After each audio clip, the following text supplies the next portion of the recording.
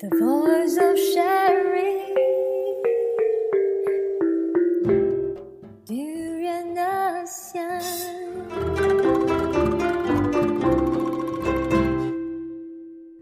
Hi, this is Arlene. Welcome again to Durian ASEAN. So this is our ABC dialogue, and we have two very good gentlemen here. Andrin Raj, he's the Southeast Asia Regional Director for International Association for Counterterrorism and Security Professionals. And we also have Terence Fernandez. He's the Managing Editor of FZAC.com. Hello. So, Hi there. welcome on board in our Durian ASEAN office here. Thank you, Arlene. Yeah, first off, I want to know, Terence, what is the media and public perception on this particular issue regarding on the Sabah's security and securities issue that is happening lately? Well, you are talking about the intrusion in Pulau Singamata earlier this week, or was it last week? Last week, sorry. Mm-hmm. And that is that has opened up old wounds. Don't forget the November incident in Pom Island, and of course the Lahad Datu incursion. So the perception of the public, as far as we the media view it, is that definitely there are a lot of border security issues that needs urgent attention. We thought we learned our lesson from way back during the Sipadan incursion of about a decade ago, I think, and then of course we didn't learn our lesson. We let our guard down, and then Lahad Datu happened, and then even with Lahad Datu, there were accusations, valid accusations, I should say, that we did keep our guard down because the military did have intelligence that something odd was happening in Lahad Datu 3 months prior to the actual incursion, when they started shooting and where they took over Kampung Tandu, and then we set up the ASCOM, the Eastern Sabah Security Command. That's right. Sorry, so that's a mouthful. So we were lulled into this sense of security. Now we know it's a false sense of security because of what happened last week in Pulau Singamata. So the public is, of course, concerned that we don't have enough people on the ground, or we don't have enough eyes out there, or is it a matter of incompetence that caused the latest incursion? And definitely there must be a lot of soul searching yet again on what went wrong, who should take accountability for this, and how to prevent further incursions. So, Andrin, being the security expert on Southeast Asia, how do you view the current state of security issues in Sabah? The current situation of security threats has been long way, heading back more than 10 years for that matter. ASCOM was set up due to the fact to address security threats from neighboring regions and within the South China Sea area. Now, ASCOM, particularly ASCOM, was set up to address the security threats of terrorism, transnational crimes, human trafficking, illegal immigration. Now, this organization takes precedence in addressing security protocols in the Sabah region. Now, the area is, the coastline is about 1,400 km. Although it is difficult to actually look into the security protocol, but that should not be an excuse to say that we cannot actually handle the security protocols of the coastline. Now, border controls are very important, and this is where the first line of defense is the immigration department. We have seen numerous threats of illegal immigration coming into Sabah, and for that matter, into a peninsula, as you can see with the lacks of immigration protocols on Interpol checkings, as well as in laid-back immigration regulations in the Sabah region as well. I would like to add another thing. like I said, this is, although it's geopolitical, it involves other security threats, as in transnational crimes, illegal immigration, and what you call this terrorist operations, for that matter. Yeah, maybe Afzak, you have reported, issues related to security in Sabah for quite some time. How frequent it is in terms of the crimes that happen there? I wouldn't know offhand because we don't have people on the ground in Sabah, but we have a close rapport with the Sabah police and the people in the MMEA and ESCOM, of course. Sabah is huge. We understand that it's a very long coastal line, 1,400 kilometers, and there we expect. I mean, there's a reasonable expectation that no matter how many boats you put out there and how many people on how many pairs of feet you put on the shores, that it's just too vast, too wide, and definitely there would be some breach.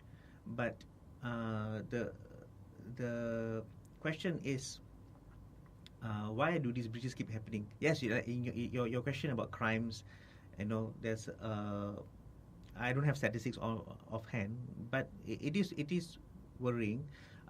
Apart from incursions by illegal immigrants, it's a major transit hub for trafficking, drugs, arms, people. You see, and this is not something new. It's been happening for the last 20-30 years, but nothing has been done or nothing seriously, no concerted effort has been put in place until Lahad Datu. For the government, the authorities, to look at these issues seriously. But is it too little, too late? Yeah. That is the question. Is it too little, too late? Because how many of because the question that was posed after Lahad Datu or during Lahad Datu was that how many of them are already in Sabah, and you talk about incursions, but we have reasonable understanding that those who infiltrated Lahad Datu were helped from people from inside who've been residing in Sabah for the longest time and moving about freely among the local population. Mm-hmm. You see, so you have to go back to history to when it first. So the issue in Sabah is actually quite a complex issue Yes, right. because it involves not just Sabah but the areas around the South China Sea, and this would include countries like Philippines and especially Mindanao. So I mean, Adrian, you are well familiar with the territories and waters there. What is the current state in terms of the activities? Is there a lot of things happening?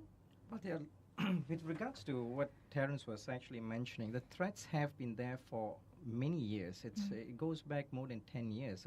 And, when you have threats like this, you need to address the threats based on a strategy.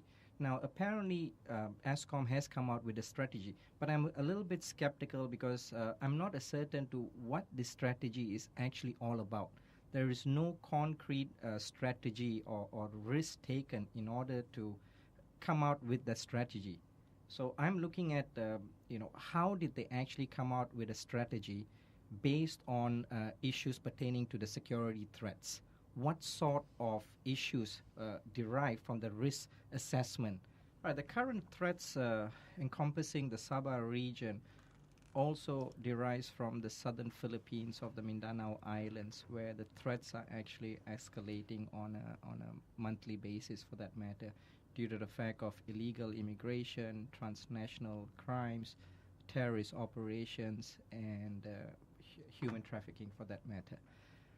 And these threats are evolving on a regular basis. The modus operandi are also changing due to the fact that these groups are now assessing security protocols from both sides, the Philippines as well as the Sabah region. Now, internal issues pertaining to operatives already in Sabah gives it an easier understanding of the security protocols of ESCOM as well as the southern Philippines, and how these groups can evade and maneuver to do their operational criminal activities. So maybe you can give a background introduction. What is exactly ASEAN and who is involved in ASEAN? Well, ASCOM was established due to the fact of the security protocols of the four that I've mentioned, based on terrorism, transnational crime, illegal immigration, as well as human trafficking. Now, ASCOM is an organization with the military involved in it, with the law enforcement agencies involved in it, as well as the Coast Guard and the National Security Council. The organization is to look into current security measures, how to better secure the region, the coastal waters of Sabah, as well as towards the Sarawak area for that matter. So when it comes to the motives and issues, the issues behind the Chinese tourist kidnapping that happened last week, maybe you can probably provide us some insight. What is the motives, and is it really related to the larger security issues in Sabah, or is it something that is an isolated case? Well, the case of the kidnappings of the Chinese and the Filipino recently is done by the Abu Sayyaf group. Now, this group has been operating in the Sabah waters for many years, ever since the issues pertaining to the MILF terrorist operations in southern Thailand. Now, the ASG has been trained in many operational activities such as kidnapping, hijacking, human trafficking, transnational crimes, as well as a terrorist operation. Now, we have to understand that the ASG operates on a three-tier level. They operate as a political ideological organization, they operate as a terrorist organization, and they also operate as a criminal activity operational organization. Now, the fact is that the ASG's current, what you call this security threat that happened recently, was based on a kidnap ransom. Now, this is part of ASG's operation to sustain the organization's movements, and for the matter. So it's more. No, I'm just curious. So it's just more for the short-term benefit of the organization, just to sustain its funding of its daily, whatever activities that it's having. Well, but what about the long-term interest? It's hard to ascertain whether it's a short-term issue or a long-term issue, but we have to look at many other developments. This is the MILF issue, the peace agreement that is actually being ongoing with the Philippines government, and Malaysia being the centerpiece, which is the negotiating part of the MILF autonomous region. Whether these are linked, it's hard to ascertain because there's no investigations into these activities. But the ASG has been involved in the Sulu uprising. Now, the ASG has trained the Zulus in operational combat when the Lahad Datu incident took precedence. Mm-hmm. So I'm just curious, when it comes to the long-term interest, or probably the root interest of this issue, is there any geopolitical or territorial motives behind this, or is this something is just mainly to fund for their criminal activities? Because it seems so that this is not just an isolated case, as what being said earlier by Terence. It has been happening for quite some time in different periods of time in Malaysia. I'm referring to Sabah. Maybe you can add on something. No, Arlene, I just wanted to add on to what Andrin was mentioning. You see, as far as the Sabah waters are concerned, the islands are very far flung from the mainland, and they are in very close proximity to the southern Philippines. If I'm not mistaken, Pulau Singamata to Bangao is only 84 nautical miles. Within an hour, you're already there. And So, and these groups, yes, they need funding to continue the activities. And all these tourists who are spread out on all these far-flung islands are easy pickings, especially when there is very lax security. So, concerted efforts must be made to ensure we secure these areas first. There have been complaints by the authorities that the resort operators are not cooperative. They don't want armed militia on their properties carrying off the tourists. But I think it's come to a point where you actually may need to have these armed forces stationed at these resorts, because at the end of the day, if we continue having these kind of problems, these resorts are going to go out of business anyway. Mm-hmm. So it's not enough for ESCOM, for the Sabah police chief, for the authorities to say that, the resort operators are not cooperating. Hey, you are the authority. You make the law. You make the decision. They said, no, this is it. It is a security issue. Whether you like it or not, we are coming in. We will station a boat. We will to patrol those areas. We will station men, because at the end of the day, it will also give the tourists some sense of security, especially when these issues are becoming more rampant, kidnappings and such. Mm-hmm. Just curious, is there also a reason why it's Chinese tourists rather than other nationalities, or is just coincidence? Well, it's, the fact is that, there are more Chinese tourists now coming to the region. That'll be the easiest target. But for sure, if there was a Western tourist, they will go for the Western tourists, because it gives them a international media reach, internationally for that matter. Now, we have to understand also that this is not a conventional fight anymore. It's an unconventional operations that needs to be looked into. So the military, the law enforcement agencies cannot look into a military operational risk management. They have to encounter different sorts of risk technologies involved in how it can actually compromise the current threats.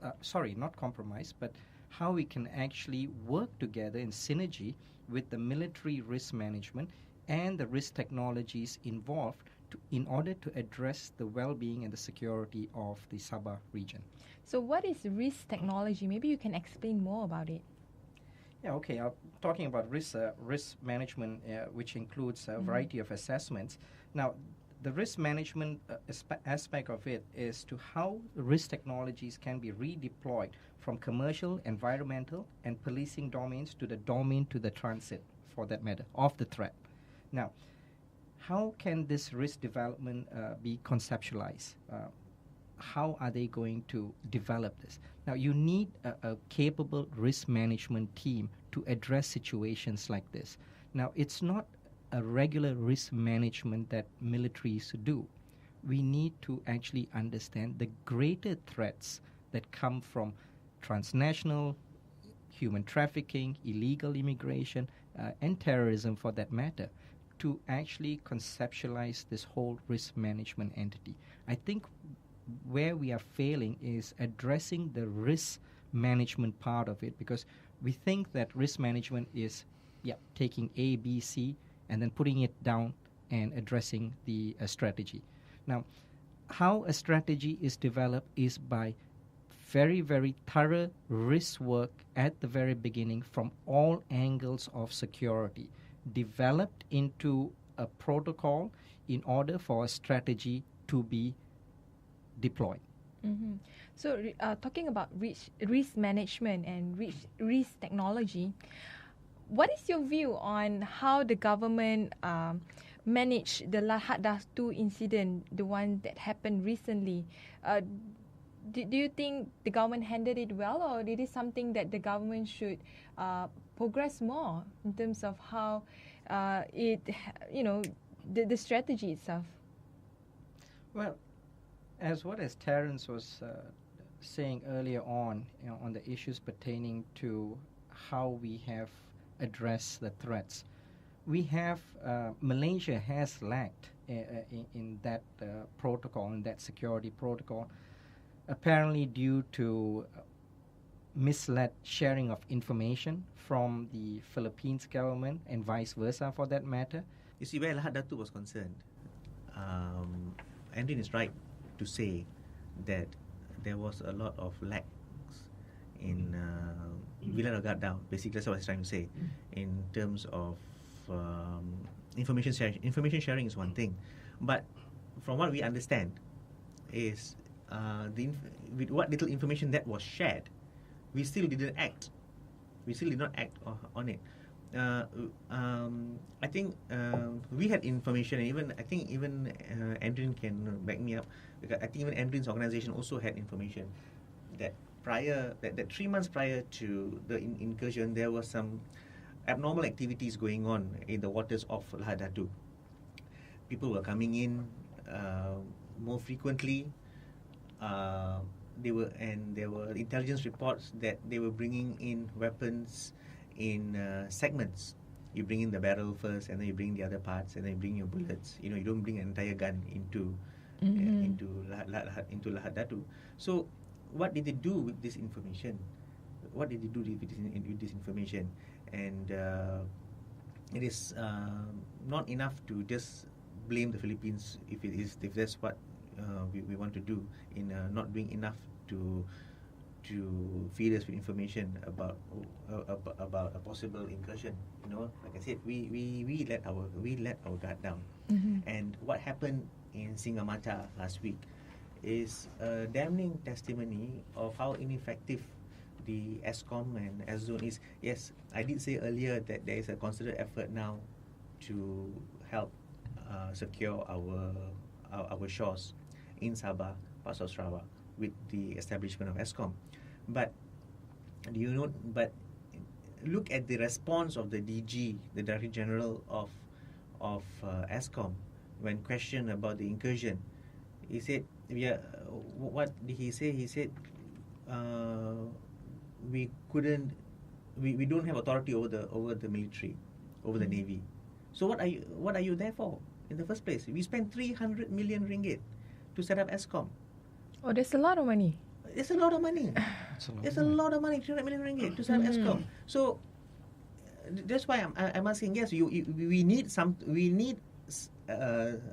something tangible to show that look to tell investors, to tell the Sabahans, to tell the East Malaysians, to tell the tourists that look, we are getting our act together. We've set up ESCOM to secure our waters, to secure our borders. But what's the point of having this 300 million entity when it's ineffective? When now it is known, it is revealed that they are a toothless tiger. Were measures being taken in terms of improving ESCOM? I mean, what measures are we talking about? When you have a civil servant who's running ESCOM, who has no authority over the police or the military. So what is ESCOM about now? So now now everyone's punching holes in ESCOM because ESCOM's uselessness is being quite evident for all to see. I'd like to actually add this. I've written 4 points down, and this is where the risk management comes into perspective. And what I have actually pointed down here that I can read off what I've just pointed out is that risk management includes a variety of assessment, not only on a military perspective, but to include risk technologies redeployed from commercial, environmental, and policing domains, as I mentioned earlier. Now, how can invocation of risk be understood conceptually? Do these moves embody transformation from sovereignty to governmentality, from discipline to risk, from geopolitics to biopolitics? What are the implications of such moves for the population that come to be designated as risky or at risk? Where are the gaps, ambiguities, and potential resistance to these practices? So these are issues that ESCOM need to understand in order to have a more secured region. And I would understand Terence' perspective on where he's coming from. Yeah, Terence, you need something to add on this? No, I mean, I want we know now the ESCOM was actually a knee-jerk reaction. to Lahad Datu. And our government is so, or Malaysia for that matter, is so famous for knee-jerk reactions. We set up committees each time, if some shit happens, we set up committees. And I think one of the interesting development that Malaysian society and also Malaysian people and also the media had witnessed is there's very little political accountability towards Malaysian when it comes to not just providing information to us, also when it comes to how the government handled the situation. Even until now, the whole Lahad Datu incident is full of ambiguity. Like, what is the closure of this? Or why all these are happening in our territories? It's not being answered.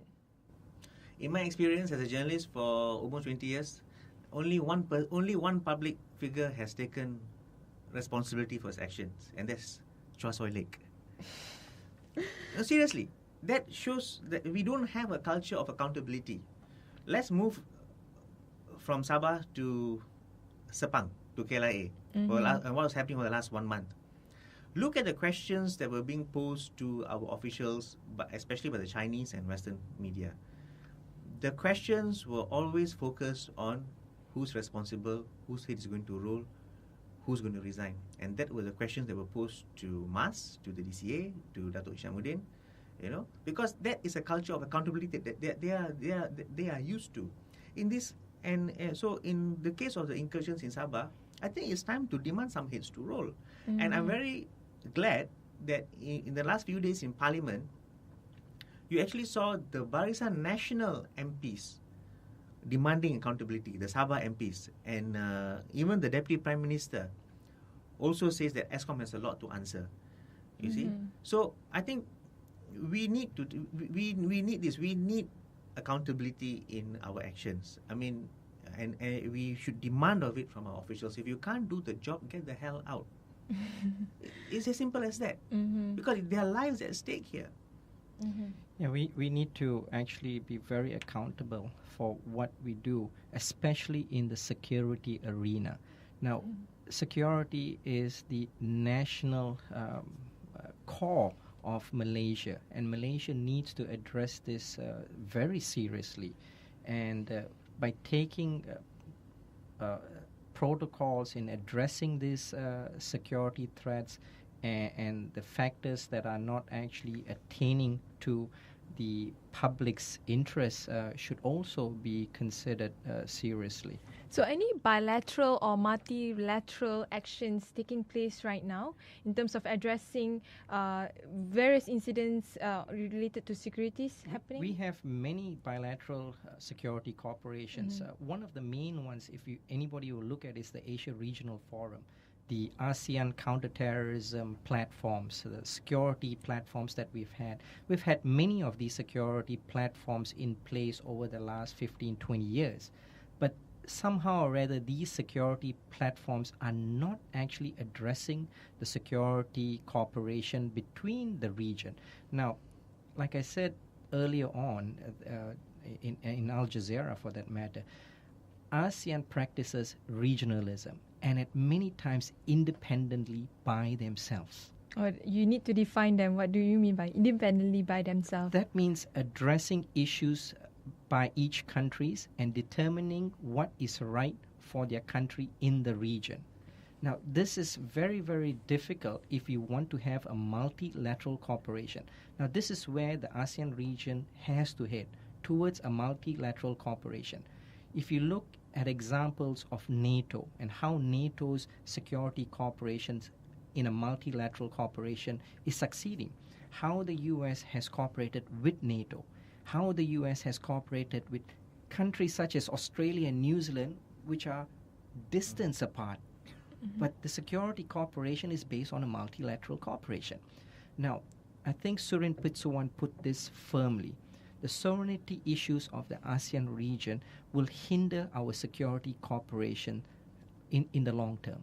We need to move away from the sovereignty issues and address multilateral cooperations. So I hope in June, when the ASEAN Regional Forum takes precedence, multilateral security cooperation should be the core of the discussions of this forum.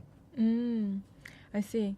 But on defense of the Malaysian government, it has been reported that the government has beefed up its security measures by adding more patrol agents, such as RELA, to patrol the territories and borders of Malaysia. I don't know how effective is this. Maybe Terence, you can What say the hell something does about it. RELA know about securing the shores and borders of Sabah? They know how to. They probably know how to accost somebody who looks like a Bangladeshi or Indonesian and ask for the IC. That's all they know. That's all they know what to do. I mean, again, this is all pulling wool over our eyes, over their own incompetence.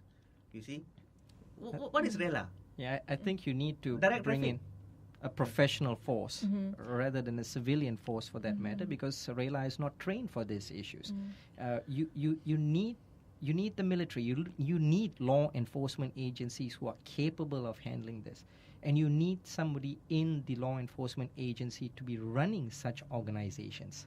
If you don't mind, I'd just like to step back. Just like to go back a little bit to what Andrin was saying about talking about ASEAN cooperation, which we know post MH370 is a load of horse crap.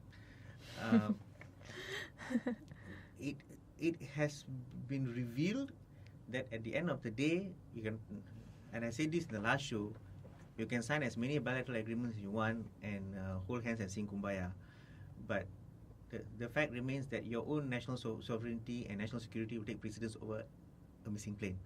The fact that Thailand saw, I'm speaking from a civilian's perspective, maybe Andrin might have a different view.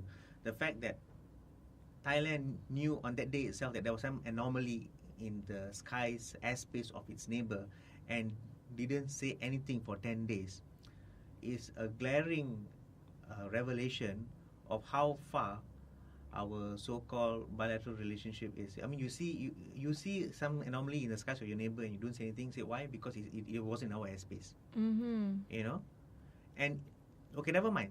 Maybe you thought it was just a plane being called back to the airport. It's fine, but that day itself, you knew that there was a plane missing, and you didn't bother to share that information with your neighbors, with your neighbor, and then you send them you allowed them to go on a wild goose chase for a week in the South China Sea.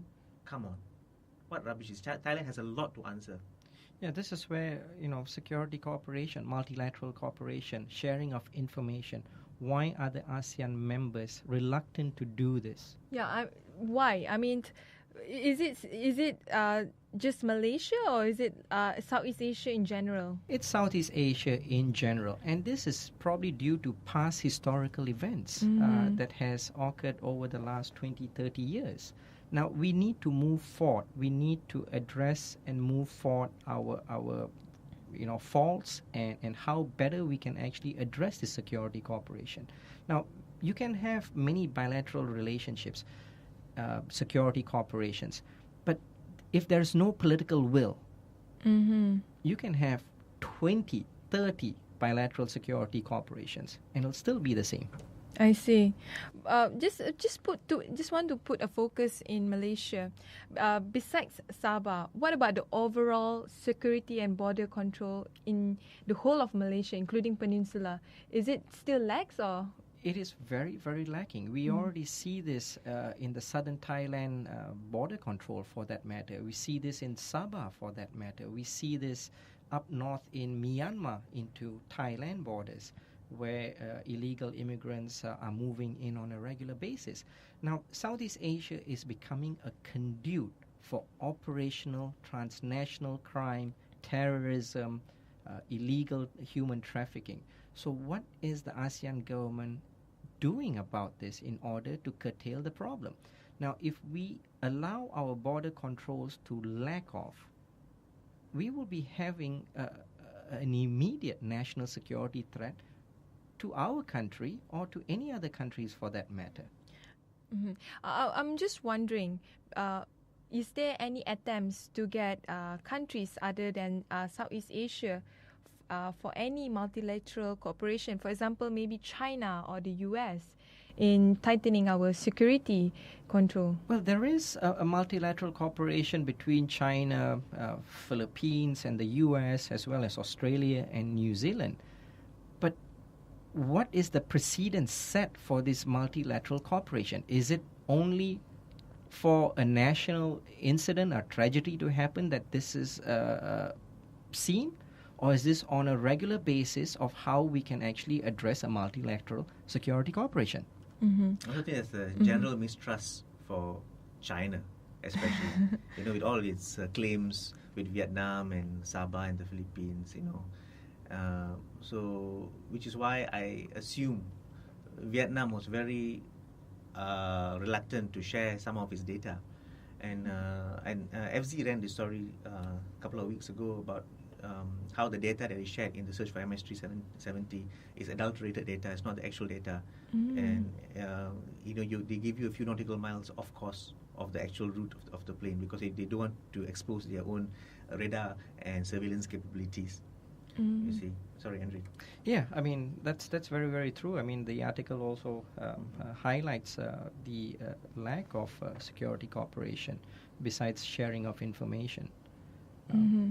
This is, like I said, past historical events and not wanting to trust the regional partners. So the way forward, I mean, we understand that, our history are intertwined, and there are probably a lot of distrust happening in terms of the between different governments in sharing information. But in moving forward, what is your recommendation to, firstly, to Malaysian government, secondly, to ASEAN as a regional bloc in improving its security and border control?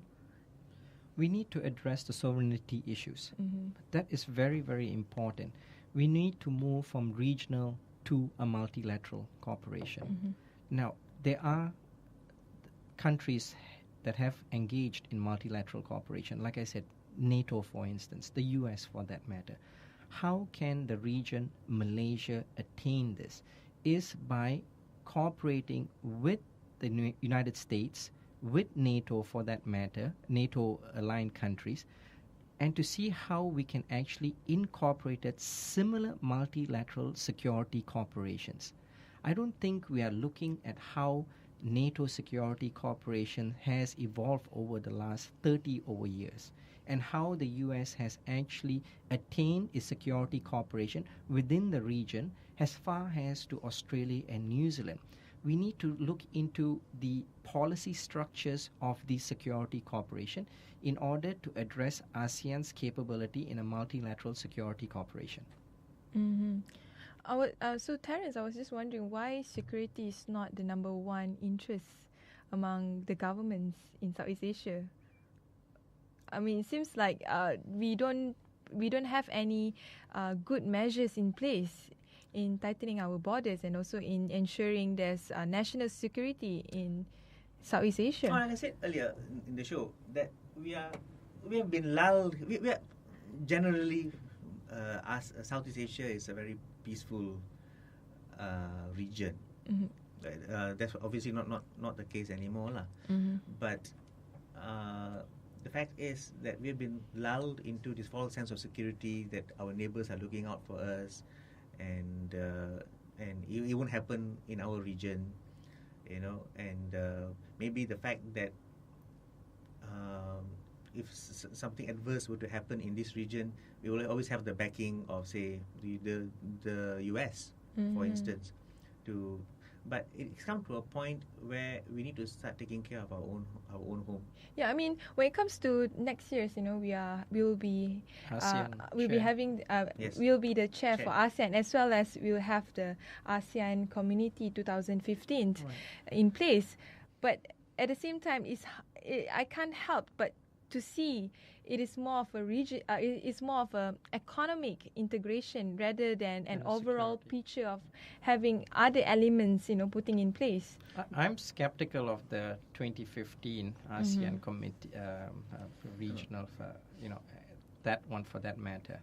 I'm very, very skeptical of how actually we are going to encompass this into ASEAN and having everybody to just move in and out freely. Mm-hmm. Now, you can't talk about economic issues if you don't if you don't have security, and it's going to impact us in the near future. I mean, it's already happening. Okay, at the end of the day, it's going to hurt our pockets. If your region is insecure, no, you're going to scare investors away. I mean, a good example is a basic example is like the tourist arrivals in Sabah has just dropped drastically over the last 1 week, just because of what happened in Singamata. You look at it at a broader perspective, it's going to impact your the general general economy of the entire region. You know, people will be scared to invest. Why would they want to invest in a country which has lack security? For instance, you know, MH370, for instance, you know, the number of cancelled bookings on Mars, I was told, is really has really skyrocketed, and it's also impacted the other airlines. You see, I was told that I will not mention names, but some of the other airlines are recording about a dozen cancelled flights a day since March 8th. Wow. You see, so generally, if there's a fear of or the feeling of insecurity, people are not going to come over here. So we really need to get our act together, secure our borders, sit at the table, and say, look, you know, it's time to get our act together, because if we continue this way, continue to hold our cards too close to our chest, all of us are going to be affected. All of us we're going to go down together.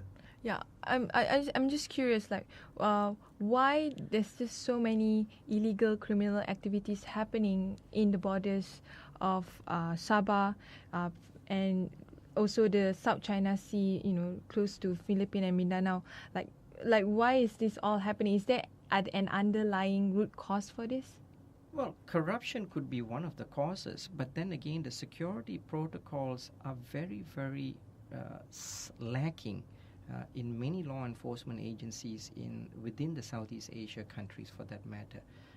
There's very low political will in addressing secure border controls in the region.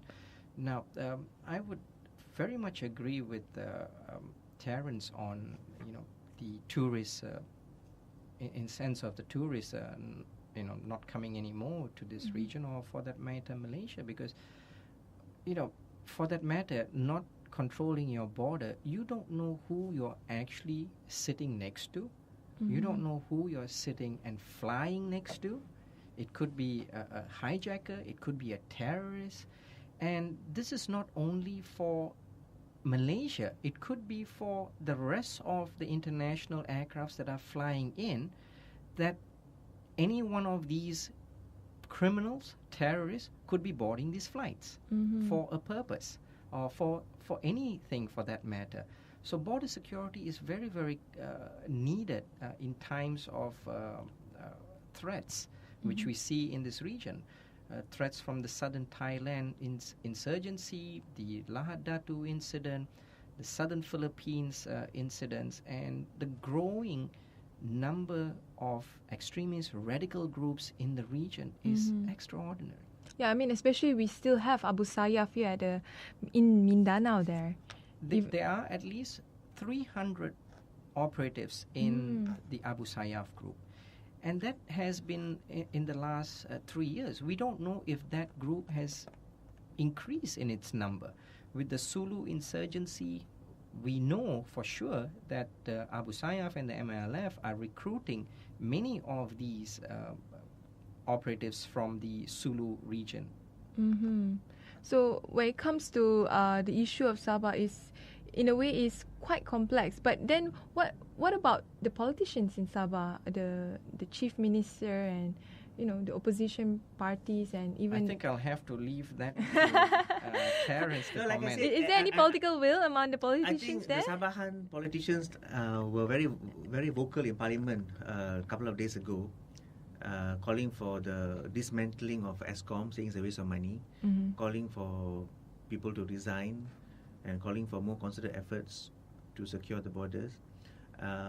So that's why I'm quite encouraged by the fact that the incumbent politicians, the Barisan Nasional politicians, are the ones making all the noise. So I suspect because the Sabahan politicians are making noise now, there will be political will in the government to secure our borders, and to also to secure to review the SOPs. I mean, our SOPs, I mean, back again to MH370, when, and they were just talking about hijackers, people infiltrating our borders. We had the case of 2 Iranians who traveled on stolen passports. And what did the DG of the Director General of Customs say? Oh, SOPs were followed. I mean, if I was the Prime Minister, I would sack her on the spot. How can you defend yourself by saying SOPs were followed, but even then people boarded the plane on stolen passports? You should say, obviously there's a lack in our SOPs and we're going to review it immediately. The government are not being honest to even themselves, I guess. in this you hit case. the nail on the head. Yeah, they're not being honest even to themselves. So how can they be honest? Expect them to be honest to us and the rest of the world? I'm just curious, in terms of the government's preparedness, if there is any threats or terrorist activities happening next time or in the future in Sabah, how prepared the government is? If you want to put a number between 1 to 10, 10 being the most effective, 1 being the poorest. I will put us, in sense of looking at the crisis management, the threats that have occurred in the past year, we are very, very low. Malaysia lacks, and it's very low in sense of addressing security threats, be it border control or be it internally for that matter. Oh, we are screwed, dear. We are screwed. Everybody is falling over everybody else. There is no proper chain of command from what we saw in Lahad Datu and what we are seeing now in MH370. You thought they would have learned something from Lahad Datu. Everybody wants to talk. Everybody is talking over everybody else. They are disseminating contradictory facts and statements, and the entire world is watching us, and the entire world is saying, I met some foreign businessmen not too long ago. One was from the US, one was from Australia, and they were saying, practical stuff like, why would I want to put my money in a country like this, where a plane goes missing and nobody knows what to do about it, and everybody is looking at everybody else like a deer in the headlights. You see. So I guess, what is your last words on how can we address this effectively? We need to put capable people, intelligent, operational people, and in fact, this will actually groom security within Malaysia or within the region, for that matter, of addressing security concerns within the national security framework. And Terence? Malaysia's affirmative policies are not working for us, and because obviously the right people are not being placed in the right positions. So now it's coming to, it used to be just an economic issue, an education issue. Now it's becoming a security issue. It's coming to bite us in the ass. So we have to do massive soul searching about how we need to take this country forward, because if we don't, if we can see now that external forces are now upon us, and we need to get our act together and bite the bullet and make the difficult decisions if we want to survive this. And what Malaysians can do if they, if these are the things that would affect Malaysians, not just people from Sabah and Sarawak, but maybe from Peninsula as well. Well, Malaysians need to address the fact that there is a national security threat coming from all sectors. Malaysians need to be prepared, need to be well aware of these threats. Now, I understand that within the region, only Singaporean nationals are trained in order to address security threats. The government has placed a tremendous amount of funds into educating the public on security threats. This is what is lacking in Malaysia. You see the policing of community, which is not really attaining its security goals in addressing community policing in a more effective manner. Anything to add on, Terence, on how Malaysians can address this issue, maybe not directly, but maybe indirectly as a concerned citizen? No, I think Malaysians should come out of their shell, and stop viewing things in Sabah as something's happening in another country, because before you know it, all these security threats are going to come very close to home. Let's just look at street crimes and all that. We're all talking about street crimes. That is also part of an incursion into our security. Whether it's and I blame that on a policy that doesn't put the people first. You see, and just talking about corruption, you eradicate corruption first. Look at the borders of Thailand and Kelantan and or Perlis, how easy it is to smuggle goods and people in. So Malaysians have to take stock of their country, and start exerting more pressure on the government to assure them of their security. Mm-hmm. Anyway, thank you both of you. Thank you very for much. coming to Durian ASEAN. It is a pleasure for having you here. Thanks for having us. Yeah. Thanks. Thank you very much.